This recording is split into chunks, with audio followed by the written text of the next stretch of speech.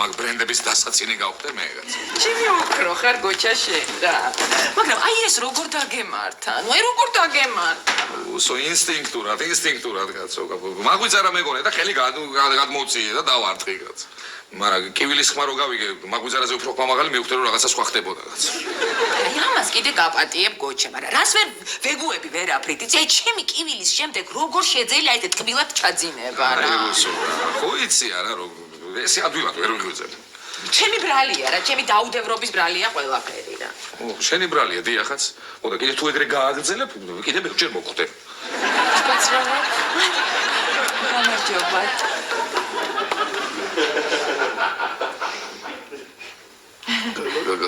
გამარჯობათ.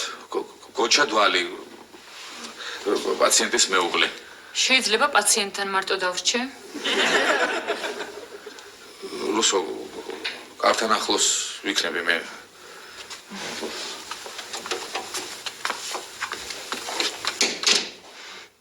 თქვენ დაბრძანდით? მადლობა.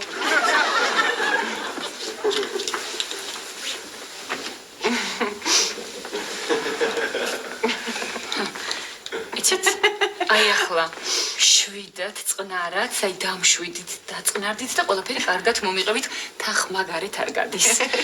ძალიან ცოტა სასაცილო და უცნაური ამბავია, მაგრამ თავს ნუ დაიღლით იმის მოყოლით, რომ ეს ვითომ და ცეკვის დროს შემთხვევით ხელი მოგხვდა, ან ბნელოდა და ხელებს იღნებით.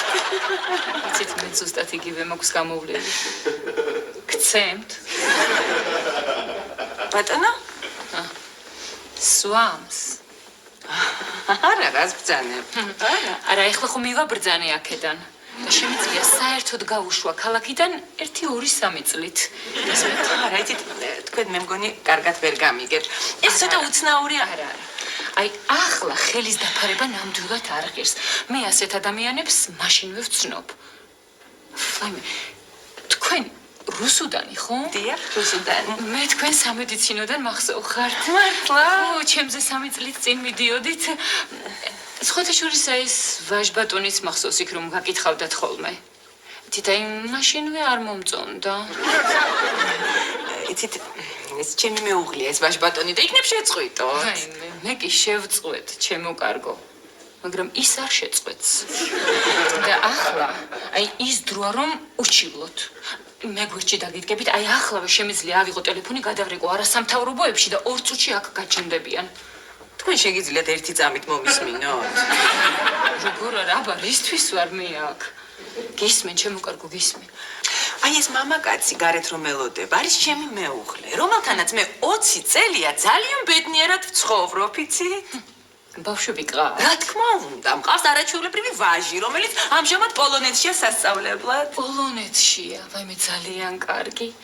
კარგად მოგცეულ ხართ, რომ აი ბავშვი გაარიდეთ ამ სიტუაციას. თავი მგონია რომელიღაცა თოქ-შოუს წამყვანთან ინტერვიუზე, არა და ზუსტად მახსოვს, რომ ვიზიტზე ჩავეწერე არა, რუსუდან დამიჯერეთ, რომ მე ძალადობაზე თვალს ვერ დავხუჭო, მე არ მინდოდა თქვენი წყინინება, უბრალოდ განაგრძეთ რა მოხდა მე. არაფერი არ მოხდა, ჩემი ბრალია ყველაფერი. მე დაუჯერე ჩემ მეზობელ ნინის, რომელიც პატარა ახალგაზრდა გამოუცდელი გოგოა. ნინი, როგორ ნინიც თქვენ დღეშია?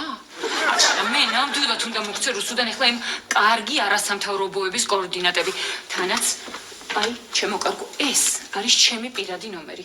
თუ რაიმე მსგავსი განმეორდა, მაშინვე დამირეკე. აი, ეს ჩემო კარგო. თქვენ ლაპარაკს აზრი არ არა, რუსუდან ერწმუნე, რომ მე ვიცი, რომ ახლა შენ გიჭირს გადაწყვეტილების მიღება, გიმძიმს, მაგრამ იცი რა, ჩვენ შეგვიძლია რამე კოდურ სიტყვებზე შევთანხმდეთ. როგორზე? ხო, კოდურზე. აი, შენ თუ დამირეკავ და მეტყვი რომ გინდა რომ პიცას გამოუძახო, მე მივხვდები რომ ესე იგი პოლიციას უნდა გამოუძახო ხვდები, ან თუ მეტყვი რომ მარგარიტა გინდა, ესე იგი ვაჟბატონი შეიარაღებულია. გოშა!